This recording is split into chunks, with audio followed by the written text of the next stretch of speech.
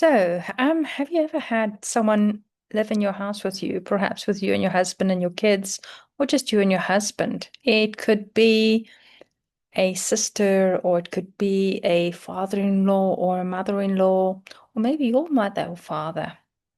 And or it could actually be people who work for you that live in your property or stay with you. And how can we deal with this? What happens if we initially believe that it's all going to be okay, that we're all going to get on well together, and then there's some form of tension? Perhaps there's tension where one of the parents or parents-in-laws or sisters or whoever it is tries to actually manipulate or control the situation. They could have a problem with you or a problem with someone else in the family, and then try and cause problems. How does one deal with that?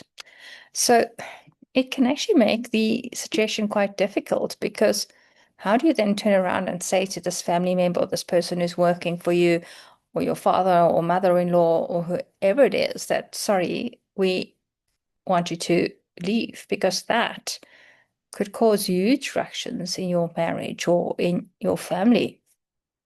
So sure, it's quite difficult because I mean there's some benefits, but when things are not going right, how does one cope with that? And often it's all about setting boundaries.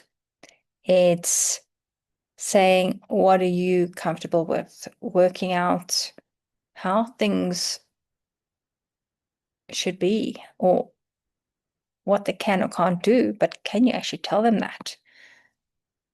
Yet one does need to set your expectations quite clearly and make space for yourself alone time, make space for yourself and your family to have alone time. And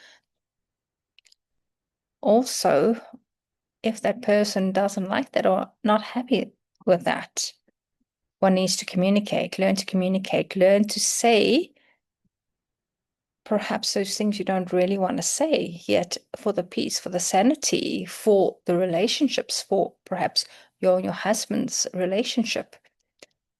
It's necessary. It's necessary to be honest about your needs and the limits. And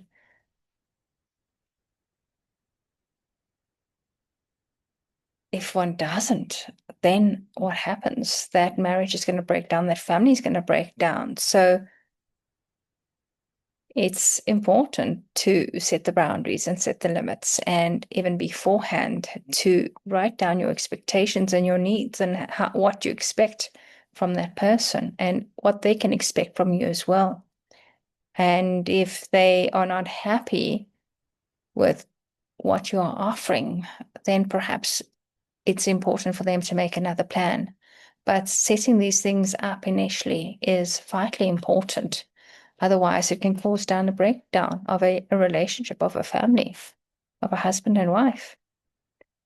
And so it's very, very important to set these boundaries, to set these expectations, and let the person who's coming to live with you know what they can or can't expect.